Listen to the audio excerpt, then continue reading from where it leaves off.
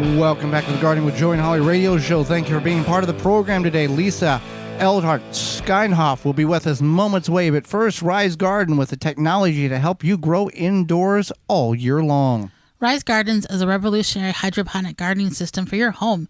Instead of food traveling hundreds or even over 1,000 miles before it hits your plate, harvest veggies, herbs, and greens you need for dinner tonight in the comfort of your own home. No green thumb required.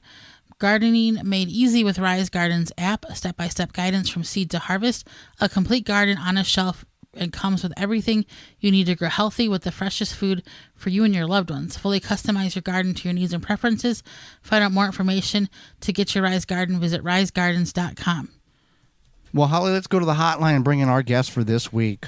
Lisa Eldred Steinkopf, she is the houseplant guru, is an author, blogger, freelance writer, and houseplant enthusiast.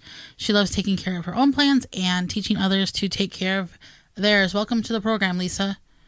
Thank you. It's so nice to be here. Well, thank you for taking time out of your busy schedule, not only to educate Holly and myself, but all of our listeners. Thank you. And I'll start with this one. We often think about fertilizing our soil outside, pruning, caring for our plants outdoors. How can we apply all of that outdoor? How can we apply that outdoor for indoor plants? Do we need to fertilize them, maintain them, kind of in the same manner? I think so. I definitely think you need to fertilize them. I tell people I am not the most consistent person when it comes to fertilizing, as I should be. But, I tell them, I never use full strength fertilizer, but you can either use a quarter strength of whatever fertilizer you're using every time you water so that it's consistent, because I forget, or almost full strength every fourth watering. So that's why people say about once a month to fertilize. And I only fertilize when they're actively growing. Okay. So do you recommend a liquid fertilizer, whether that is a commercial or homemade version rather than a granule? I use the kind, that makes the water blue. Okay. But, I say anything you use that, is labeled for houseplants is fine. And as far as like pruning and, caring for your plants indoors, I think that pruning is I went to a friend's house the other day, and we have the same kind of crown of thorn, and it's thornless, but hers is like really bushy and beautiful and full, and mine is just like one long, extensive, branch. And it's like, I should have pruned it so that it stays bushy and looks more aesthetically pleasing than this big, long, one thing, coming out, instead of being a nice pruned shrub, you know what I mean? Right, because pruning will stimulate additional growth, is what you're saying. Of course. Okay. Yes, exactly. Yeah, so if something's getting out of control, or it's not even, or you don't like it, it's okay to trim it, and then you can, you can start a new plant. What is the guidelines for trimming? Quarter, half the size? I wouldn't, unless I was root pruning it. Right. I wouldn't do more than a quarter. Yeah, I wouldn't do more than a quarter. Okay. So yeah, because it needs enough. We don't want to. Yes, I wouldn't do more than that. Just like a hair, probably. Just a haircut. Yeah, just like a haircut. Yeah. You can always take a little bit off, but if you take too much off, that's an oops you can't undo.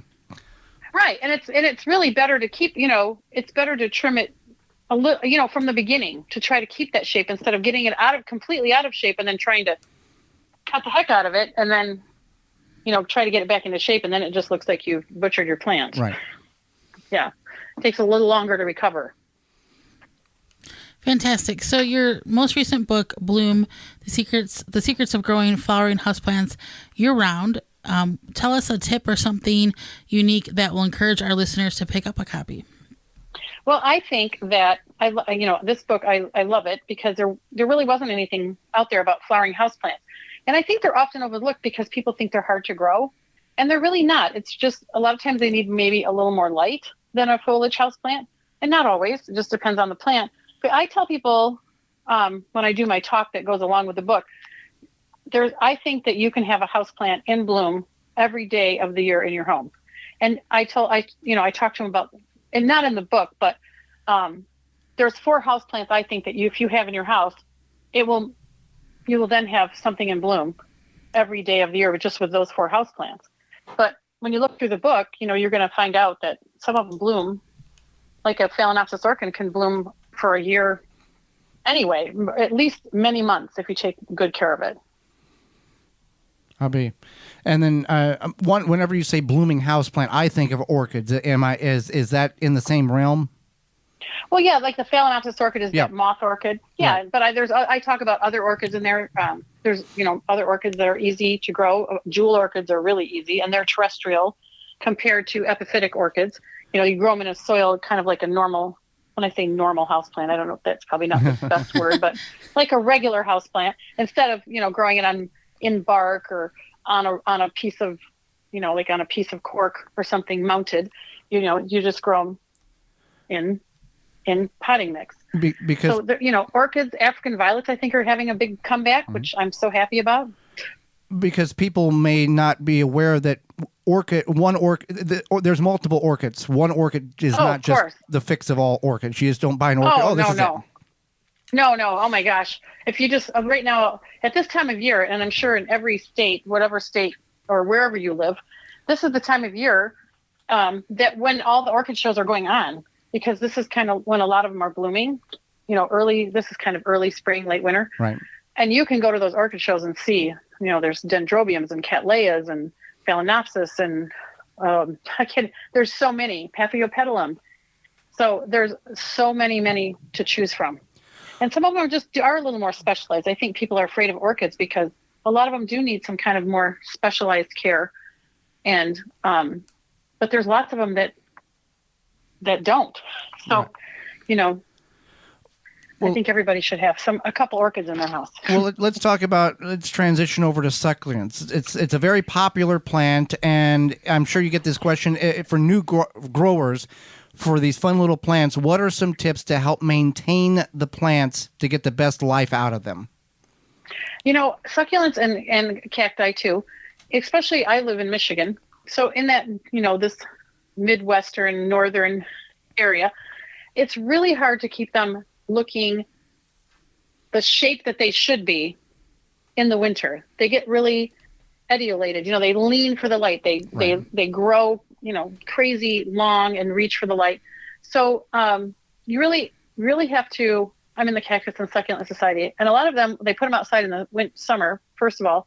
But when they bring them in, they put them under lights, but they put them in a cool place and really don't water them because they don't want that growth to be I want to say unnormal, but not the correct growth for that plant. How, like I say, like they stretch or they want them to look like they would naturally. Right. So it's really all about light. You need, if you don't have the right light in your home, south, west window, then you need to grow them under lights, under some kind of electric lights to keep them really looking their best. Fantastic. So we are talking with Lisa Eldred Steinkopf, the houseplant guru. So terrariums, and obviously a lot of different houseplants, but terrariums are making a comeback. I know there's a lot of different little figurines, and there's all sorts of stuff on social media about for the terrariums. What are they, and what are some good plants to put in them, and what are some mistakes people might make with them? Okay, I love terrariums, and I think the biggest mistake that's made, at least I've done this before, is once you make one, they're sealed. That's what a terrarium is. Otherwise, if it's open, it's a dish garden, right? So if you seal it, for the first quite a long time, I mean, like I would say weeks to months, you have to keep watch of that. And if it gets too much condensation, you need to open the lid and let it kind of air out, because there has to be a happy medium, just enough condensation to keep the plants watered, but not enough to, they just turn to mush and rot. So I think that's the mistake people make, is putting plants in them and then just sealing them up and saying, okay, I'm done and it's going to live. There's a little bit of work, and they need to be pruned, and you got to keep like dead leaves out and all that kind of thing so that they don't, mold and just kind of disintegrate. And I think the biggest mistake is that people put succulents in them and cacti. Number one, they don't have enough light. And if they did have enough light in a jar for a succulent cacti, they would bake because they would have to be in so much sun. So you need lower light plants like ferns. And I have acacias in mine. I have ferns. I have like 3 different kinds of ferns in one. And acacia is like a gesneriad that needs a little more humidity. So it's kind of like humidity moisture-loving plants, and not succulents and cactus, which a lot of people put in them. Well, I would guess that indoor house plants are, some people treat, like outdoor plants, they give them too much love. They kill them with love. Kill them with kindness. Yes. And I'm doing the talk I do is you can actually sunburn a plant inside if you move it from a low light window into a high light window. You can sunburn your plants. You can, and when people say overwatering, I just call it watering too much. You're not giving your plant time to dry out a little bit.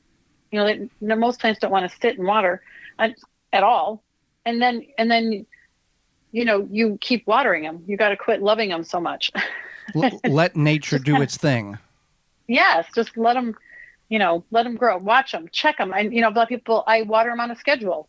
You never water. I don't water on a schedule. When they look dry or they're dry, I water them, or, they're starting to get dry. I just don't, every Monday is not my watering day or anything. It's when they need it. Well, and your finger is a magnificent tool to stick it in the soil to figure out if it needs water. That's right. And, you can check on a schedule, but you don't necessarily need to water on a schedule because it may have been a week, especially this year in Michigan. We haven't had any sun. I mean, I could probably count on two hands how many sunny days we've had in January, since January. And if there's not a lot of sun, your plants aren't photosynthesizing as much, so they're not using as much water. So you may, have to water them only every other week or something, just depends. Then you would, less often than you normally would. And how dry your house is. That has probably a key factor too. Yes.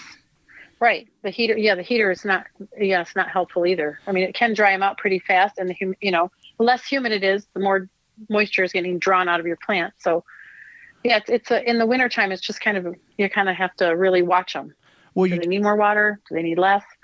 You talked about, you can sunburn a plant indoors, but not all houseplants require sunlight. What are some good options for houseplants that are for houseplants with low light needs? You know what? I was surprised when I've seen plants in offices. My friend had a highlight plant in an office without any windows because she had those, fluorescent lights on during the day because it's an office. But, spathiphyllum lilies do well in lower light. Most of your ferns, a ZZ plant, I tell people you could practically grow that in a closet, but don't. if you're, but it can, when you say low light, plants can tolerate low light. Most plants would like a brighter light than, low light. Right. But there are some that will tolerate it better. And I know people all stick snake plants in low light, and that drives me crazy because really snake plants want to be in full sun, and they bloom and they'll, they expand and can break a pot. They get so, so excited to be in a pot, and they're just spreading out and growing in bright light. So a snake plant, you can put it in low light, but it's just surviving and probably slowly dying. It's not thriving. But a ZZ plant, unbelievable how low light it can take. Calatheas take lower light. Now Gobertia, they changed the name, Gobertia. They can take pretty low light too. I have some in my bathroom 3 feet from a window, plus they have the porch is outside, and they got an east morning light. That's it. And they're doing great. So there are plants out there that will take it. Absolutely. And that's there's a lot of houseplants, as you know. So we really enjoyed having you in the program. Where can our listeners find out more about you and your houseplant knowledge? You can find me on my website at thehouseplantguru.com. And your book is there and available everywhere? All four of my books are available on my website. I'll sign them and send them to you, or, any of your local. I like people just check their local bookstore first, support your local bookstore. And then if you can't find them, then go online. You can find them there too. Well, Lisa, we greatly appreciate the time you've offered Holly and myself, and the knowledge about houseplants that we have obtained now that we didn't know before. Well, thank you so much for having me. It was wonderful. Thank you. Absolutely. For more information, please visit thewisconsinvegetablegardener.com.